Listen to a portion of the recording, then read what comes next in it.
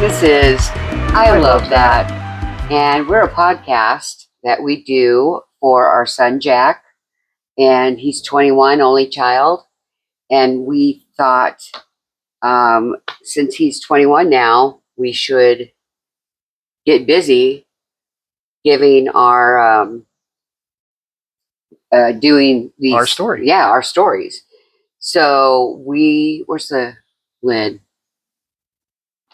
So we decided that we would record these instead of just telling him. It's from tales.com, and it is called a life story interview kit. And there's 150 questions, and we're trying to get through all of them. If we do it, I don't know. You'll have to wait and see. So I can't remember what question we're on, but we're pretty far in. Yeah, we are. I mean, I'm going to say we probably have 20 or so episodes. I would say so. Okay. So yeah, we're still in early childhood now, but yeah, I was wondering, and I wonder if there's going to be teen questions about what did you do for fun when you were a teen. I wonder if we should just keep these as childhood cards. Because it is early life. Right. What's the next one? Midlife. So, high school. Oh, after high school. Okay. Okay. So now we know that. Up to graduation? Up to graduation. All right. From now on. So, perfect. So, don't look at the questions. You're peeking. No peeking. Okay. So, we're doing this life story kit, and we thought we would record it so that Jack would have something to watch of us actually telling our life story to him. And we thought we'd make it into a podcast because I've been wanting to do a podcast for a few years now. And we've been trying to get it off the ground. And we finally did. So I'm very happy about that. And we thought maybe other people might be interested in doing the same thing. We are not being paid by Tales.com. We just thought it was a really cool idea. So thank you, Tales.com. Yeah, that's it. That's my little spiel. So, do you have anything? No, I don't think so. Okay. All right. Let's get to our question. Let's get to it. What kind of music, movies, and books did you enjoy as a kid? Oh, geez. I mean, so many. Right. So many. Because my parents listened to good music, like the Beatles and the Rolling Stones, and like folk music and 60s Bob Dylan, stuff like that, since I was a tiny baby. So I remember being I remember loving Abbey Road when I was like 4 years old, because I had heard it so many times. I love Maxwell Silverhammer. Mm-hmm. Because that's seems like a funny kid song, even though it's not. Yeah. But my mom and dad let me listen to everything.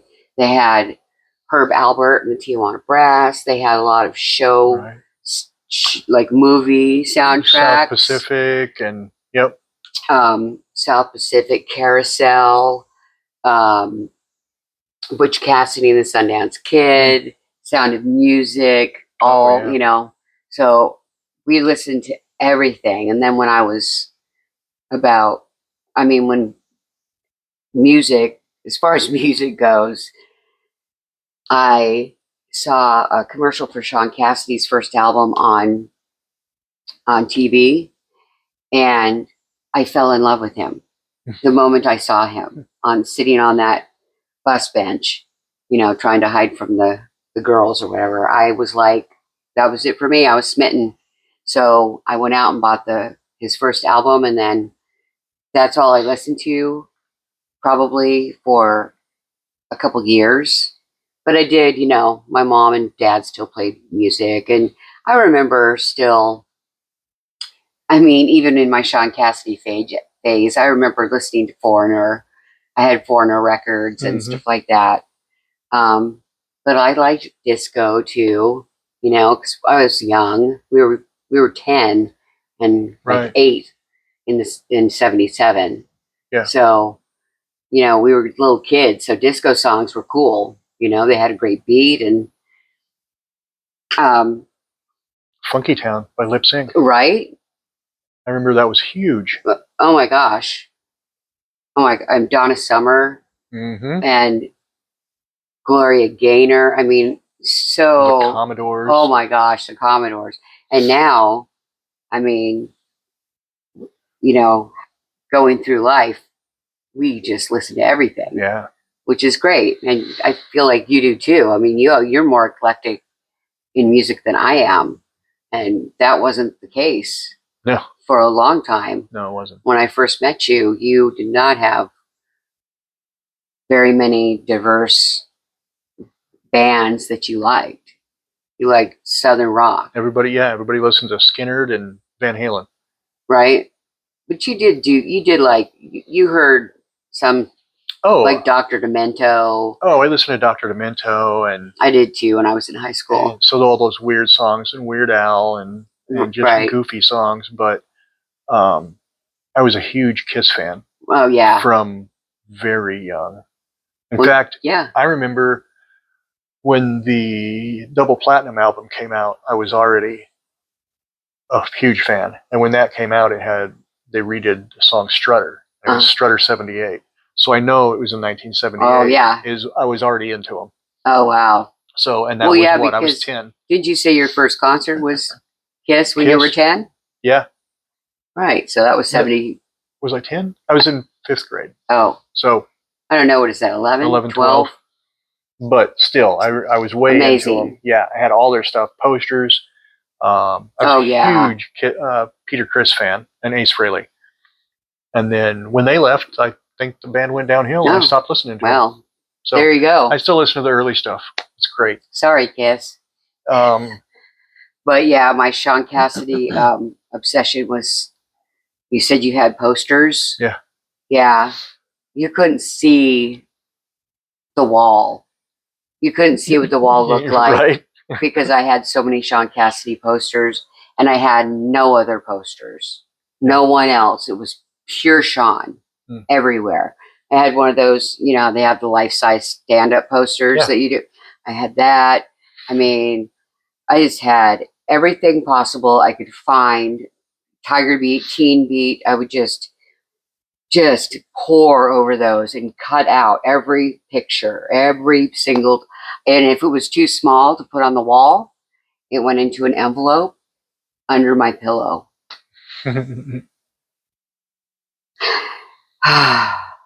Felt good to say that. I mean, obsessed.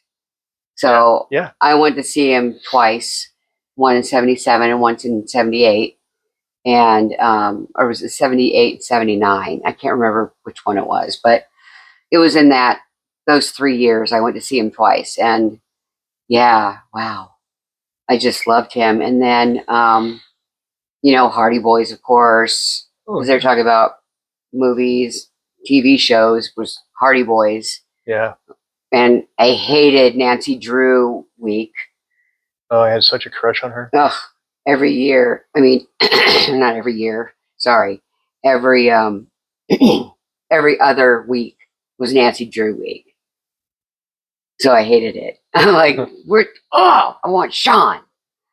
But then in 79, possibly, he got married to someone who was a Playboy bunny. And he broke my heart. And he didn't marry me. And that's when it all fell apart for us, Sean. If you're listening, which I hope you are. Well, you know he is. I know he's listening. Yeah, we're friends. We're pals. Come on. But yeah, then I started getting really into the Beatles. I went into a Beatles vortex and just went absolutely crazy. There was like a resurgence of Beatles fans in the 80s. And I was part of it. And my two friends, Anna and Lisa, were part of it. And Wendy, she was part of it too. But yeah, when I was a early teenager, Beatles posters everywhere, just like Sean posters. They were everywhere on my ceiling. And my favorite Beatle is George, so I had extra pictures of George, cute pictures. And of course, Paul, because he's so cute, he doesn't take a bad picture. And I got posters, and I got street signs, and I got bed sheets, and I got pictures, and buttons, and magazines, and books galore. And then when I was 13, my mom and Ellen Baskin and myself, sort of, I think I was probably about 11 or 12, I guess. 12 maybe? Probably 12. We decided to make the very first Beatles calendar because, crazily, no one had made a Beatles wall calendar yet. So we decided to do that. And I think it was 1981 calendar, so however old I was then. And my job was to find a fact for every single day of the year, so that it wasn't just Paul's birthday or George's birthday or anniversaries or whatever. It was, if something came out that day, I'm going to find out and I'm going to write down. Okay. And let me remind you, this is before the internet. Okay. There's no internet here. This was books. Beatles A to Z was like my Bible. And then I had a book that had every single and record and everything that came out and what day it came out. So if I got really caught, couldn't find anything, I could go through that book and make, something had to have come out on that day. Right. There was one day on the moon landing, when I found a little blurb somewhere that George and his father stood and watched the moon landing together up at the moon. They looked up the moon together. So that was my fact for that day. But yeah, man, I did that by myself. By the way, no one helped me. It'd take forever. It took forever. I think my thing that I would do was like 10 facts a day, because they still had to find. It was black and white because it was cheaper that way. Right. And they had to find pictures that were not copyrighted. Sure. That the copyright had run out or whatever. So we had to use free pictures, basically. So they had to get all of that dealt with, and all the money and printing. And I did my fax. And then we sold it at Beatle Fest that year. And totally, practically sold out, because it was so awesome. And I would tell everyone, I did those facts. I did those facts, everyone. Because I was super proud of 365 facts. Right. So it's a lot of work. It was a lot of work. And I hated homework. But I didn't mind this, because it was about the Beatles. It just gave me super knowledge about them. So, yeah. So that was my music. And books, I didn't really read books. I kind of hated reading because I had ADHD and undiagnosed. So it was hard for me to concentrate. But when I did read books as a younger kid, I used to love Richard Scarry books. Oh, yeah. Do you remember that? Yeah. Where you had to find the mouse in every picture and all that. When I was as a kid, I pored over that because I loved just looking at the whole scene and what was going on. And and then after that, my mom started making me read in my room on my beanbag chair in my reading corner. she got me Judy Blume and Beverly Cleary books. So I did a lot of Judy Blume, of course, because she was so popular, and Beverly Cleary as well. She did the Judy Moody and the Not So Bummer Summer we were talking about the other day. Yeah. So, yeah, those were the books that kind of shaped me. And then I read for high school, like I read 1984 and I read Animal Farm. And what was the other one that we read, that everyone read? I mean, and I started reading Stephen King way too early. Catcher in the Rye, yep. And I started reading Stephen King pretty early too. If I was, going to pick up a book in my teen years, if I wanted to actually read a book, it would be Stephen King, because it was so, everyone read Stephen King, right. So, and then movies, I loved every movie. I loved Grease. Grease was my movie. I was 10 years old when it came out, and I went to see it at the theater on the first day. And I also was 10 years old when Star Wars came out, and I went to the theater to see it on the second day, because there's no way. My parents weren't having any of the standing in line around the corner. So, but yeah, we went to a lot of movies because my parents, my mom especially, huge movie buff. So I watched all sorts of black and white movies. I remember when I was a little kid, during the summer, if it was too hot, I would watch Saturday afternoon, like maybe in St. Louis, or Pride of the Yankees, or gosh, I mean, just old black and white movies like that. I remember. Did you ever? And I watched so much Our Gang and Little Rascals, because it was on kind of all day. Yep. Do you remember the Bowery Boys? No. Okay, that was another. They were kind of like teenagers who were kind of like, meh, kind of dicks, I guess. Back in the 30s, they were kind of like the grown-up Little Rascals who were kind of dicks. But that was on after Little Rascals, so I liked that. But I mean, my parents took me to see Butch Cassidy and Sundance Kid in the theater in 1974. So, she took me to see Saturday Night Fever in the theater. I think that was 1978. So I was 11. Yeah. So, movies were not off limits to me. Any movie I wanted to see, basically, I saw.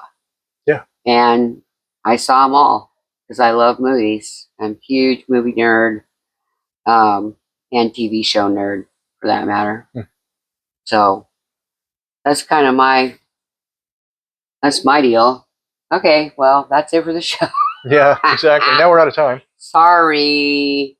I'm sorry I was so long-winded, but things just kept popping in my head. Yeah, mine too, when you were talking. And you didn't write any of it down? I read everything. Okay. I read the encyclopedia one summer. Oh, wow. Because I was curious. See, you did smart stuff. And I remember, gosh, 77. So what is that, first grade, second grade-ish? I read enough books to get me on the bus to go see Star Wars. Wow. They took the top, if you read so many books the summer, they took you to see Star Wars. Oh, and it was awesome. Oh, I never, ever. I hated reading. Anything to do with reading, no thanks. I read, and I don't read now, but I used to read everything. You used to read everything. Yeah. Did you read the dictionary? No. Oh, but the encyclopedia. Encyclopedia. Wow. Yeah, it was super interesting. That's why you're so smart. Well, you know. And, well, what other, did you read other books, like series of books, or? We had Hardy Boys, and then some Louis L'Amour, about a bunch of cowboy romance. Yeah. Gosh, I don't remember the book so much, but I remember Saturday morning, well, Sigmund and the Sea Monster. Oh, Sigmund and the Sea Monster. And H.R. Puff and stuff. Yep. And Lidsville. Lidsville, I don't remember. He fell into a big magic hat at a birthday party. Yeah. And everyone wore hats. No. The sheriff was a sheriff hat. Yeah. Don't remember it at all. That's crazy. Okay. But that did remind me of something else. But we had Cisco Kid after cartoons. Cisco Kid was on. Okay. A lot of Roy Rogers. So a lot of cowboy stuff. Yeah, see, I didn't watch that stuff. No. I watched Lone Ranger. Other stuff. Loved Lone Ranger. Loved it. And I remember in second grade, it was either second or third grade, was the third grade teacher had gone to see King Kong. The remake with Faye Ray. Dunaway? Faye Dunaway, that's right. Faye Dunaway. And they'd given like the first however many into the theater got a little keychain, like the one we got from Vegas with the picture in it. Oh yeah. And it had the poster in it, and then it had a few, like 5 or 6 hairs of King Kong. King Kong. Oh my god. And everybody was just like, oh my god. It was the coolest thing ever. I'll bet. Oh my gosh. Yeah. Oh, that's so awesome. So, I hope she still has that. I remember going to see Jaws in the theater. Saw King Kong. God, that was early too. Yeah. Yeah. Jaws. I didn't see Jaws in the theater. We kind of stayed away from Jaws. I think they had us because you're at the beach? Because we lived at the beach. And that was half of our time was swimming in the ocean. Right. So if I had seen Jaws, I never would have swam in the ocean again. It's true. I really never would have. So. Mom and Dad took me to see Blue Lagoon. Oh my God. They didn't take me to go see it. I was just in the back seat when they went to the drive-in. To the drive-in? Yeah. Oh my God. I remember the circle drive-in. So I would sleep in the back seat when they would go to the drive-in. Funny. We went to the drive-in here and there. We never watched the movie. They had a swing set. Oh, yeah, they had a playground. Yeah, like a little playground. Yep. So that the kids could go and do whatever, and you could watch a movie in the car. We went. There used to be one at the circle, at the traffic circle in Long Beach. There was a drive-in right there, and it was really cool. But yeah, we played the playground and eat popcorn and stuff like that. This one was in Harlan. Yeah. It's not there anymore. It's too bad. I know. All those drive-ins are gone, right? But when I was in high school, we went and saw, Sean Bell and I went and saw The Evil Dead at the drive-in. Oh, that's cool. So at night, outside, with trees all around you. Nice. Yeah. Nice. Yeah. Were you guys super scared? Yeah. He came back. He went to the bathroom or something and came back and scared the shit out of me. We had parked the truck backwards and we had lawn chairs and we were sitting in the back, and man, I just about came out of the back of the truck, man. I remember that. I don't remember what he did, but I remember he scared the shit out of me. That's funny. Gosh, music, Kiss, huge. I really like Journey. I liked the disco. Yeah. Nobody else did. Everybody made fun of it, but I loved it. Yeah, I know, so right? I secretly listened to it in my room. Yeah, that's funny. Casey and the Sunshine Band. I still listen to it. I know. I just heard you listening to it. Let's see. Gosh, movies that stick out and music that sticks out. But yeah, we had like Tijuana Brass, and we had. Your parents had all those records. Yeah. Soundtracks and Bobby Goldsboro. I Can See Clearly Now. Right. I do remember that. I love that song. For sure. A lot of Johnny Cash. Okay. My grandma loved Johnny Cash. Okay. So we listened to Johnny Cash a lot. I don't feel like we had. My mom listened to Neil Diamond. We had a lot. Oh, I bet. We had every Neil Diamond that there was, and if a new one came out, we'd get it because my mom loved Neil Diamond. So I listened to that a lot too. I remember. I think it was Fair Warning by Van Halen. It was the one that was dark green and it had like the black and white picture in the middle. I never listened to Van Halen. I think it was called Fair Warning. But I remember when Steve Robinson next door got it. Yeah. And we all listened to it. And that was when I first heard Van Halen. I was just blown away. Oh, yeah. I was like, holy crap, these guys, this is rocks. I never had, my brother listened to Queen a lot. Big Queen fan. So I was a Queen fan. he listened to Susie and the Banshees. Do you remember them? Mm-hmm. But yeah, so he was a huge, I think he went to see Queen a couple of times when I was young, super young. That's about all I can remember. That stands out. Yeah, they're really, I can remember. That you can really remember. Yeah. That's cool. Creature Feature. Oh, yeah. At midnight on Saturday night, Dr. Sanguinary he would show old spooky movies, like the old original Dracula, the old original Mummy, and stuff like that. And we would stay up all night watching that. Really? Yeah. So we didn't have that. We had Elvira when I was a little bit older. We had Elvira, and she was hilarious and stupid, and they played cheesy old horror films too. We never had her. I knew of her. Oh, really? Oh, wasn't that funny? I think she must have been a local person in California, in LA, but you knew of her? You knew who she was? Yeah. Oh, you were probably bummed you didn't have her. I know. I mean, come on. Dr. Sanguinary or Elvira? He was awesome, though. No, I know I met him. Well, I met whoever he is now, the guy at the movie theater. He was there. That's right. One time when Abby and I went to go see a movie. That's right. And I was like, oh my God, I wish my husband was here. He would die right now. That was funny. Jack got to meet him. We got a picture of him at the Alice Cooper concert. Oh, I was a huge Alice Cooper fan. Oh, that's right. Oh my gosh. You loved Alice Cooper. Yeah. You still love Alice Cooper. Still do. It's good. See, I didn't listen to, I mean, I knew Van Halen, of course, and I knew Alice Cooper, but that was not music I listened to. Sure. But, being around you, I did. And so now I'm a fan, Right.